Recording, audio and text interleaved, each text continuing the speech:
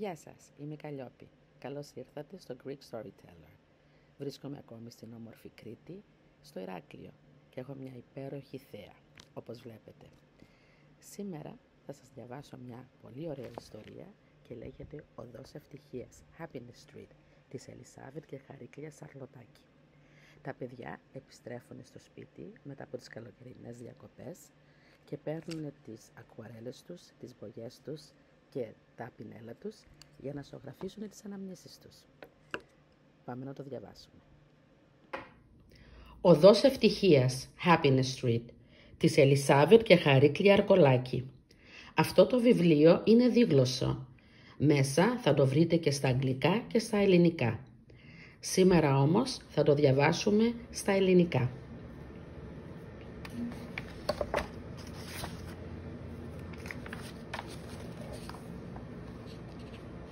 Σήμερα θέλησα να ζωγραφίσω τη θάλασσα. Πήραμε τα πινέλα, τις νερομπογιές, τα μπλοκ μας και ένα ποτηράκι νερό και κάτσαμε στη βεράντα να ζωγραφίσουμε. Λίγο μπλε, λίγο κίτρινο, λίγο καφέ και να, κοίτα, κάπως έτσι έγινε η αρχή. Στο νου μου ήρθαν οι καθιερωμένες καλοκαιρινές διακοπές στο μέρος όπου μεγάλωσε η μαμά και πρόσθεσα μερικά βράχια στο τοπίο. Μοβ για τα αραιά σύννεφα και αυτό το πράσινο για το λόφο του πάνε πολύ. Κάθε πρωί πηγαίναμε στην παραλία και παίζαμε εκεί με τις ώρες. Όλα τα χρώματα του καλοκαιριού ήταν αποτυπωμένα στα μαγιό μας. Έντονο το κίτρινο, έντονο το μπλε, έντονο και το πορτοκαλί. Επίσης θυμήθηκα και το εκκλησάκι. Ήταν πάνω στο λόφο. Μας πήγαινε εκεί μερικές φορές η γιαγιά προτού επιστρέψουμε στο σπίτι για το μεσημεριανό. Θα ανακατέψω λίγο καφέ, λίγο κίτρινο και λίγο πράσινο. Στο δρόμο της επιστροφής μαζεύαμε πολλές φορές αγριολούλουδα για να τα στολίσουμε στο βάζο. Νομίζω πως το πορτοκαλί, το μόβ, το πράσινο ταιριάζουν πολύ εδώ.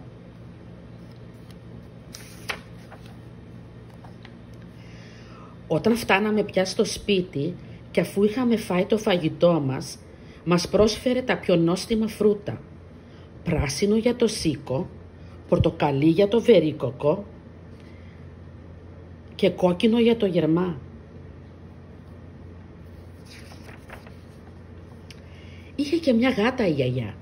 Τι παιχνίδι και κυνηγητό μέσα και έξω από το σπίτι στο στενό διέξοδο. Οδός Ευτυχίας, όνομα και πράμα. Τα χρώματά της ήταν άσπρο, καφέ και λαμπερό πράσινο. Τα απογεύματα κατηφορίζαμε και πάλι στην παραλία. Θα ανακατέψω καφέ, πράσινο και άσπρο για το μονοπάτι. Τι όμορφα που ήταν εκείνα τα ηλιοβασιλέματα. Ταξίδι ολόκληρο, πίσω στο χρόνο κάνουμε, με λίγο μόβ, κίτρινο και καφέ. Φέρναμε μαζί το φαγητό μας, στρώναμε την ψάθα στην άμμο και τρώγαμε κάτω από τον έναστρο ουρανό. Σκούρο κίτρινο, σκούρο μπλε, λίγο κόκκινο και είμαστε ξανά εκεί.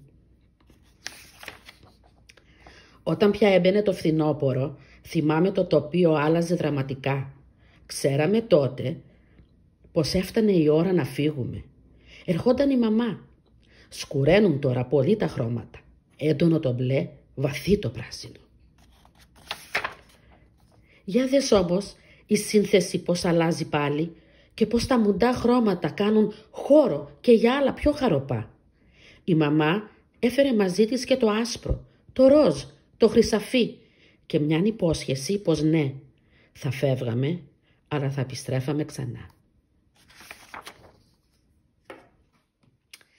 Και μία σύντομη αναφορά από την Ελισάβετ Αρκολάκη σε εσάς, Εάν πιστεύετε πως αυτό το βιβλίο προσθέτει κάποια αξία στη ζωή των παιδιών μας, γράψτε μια ειλικρινή κριτική σε Amazon, Goodreads ή στα social media, χρησιμοποιώντας το tag Happiness Street. Η κριτική σας θα βοηθήσει και άλλους να ανακαλύψουν το βιβλίο και φυσικά θα με ενθαρρύνει να συνεχίσω να γράφω. Εύχομαι και η Ελισάβετ Αρκολάκη και η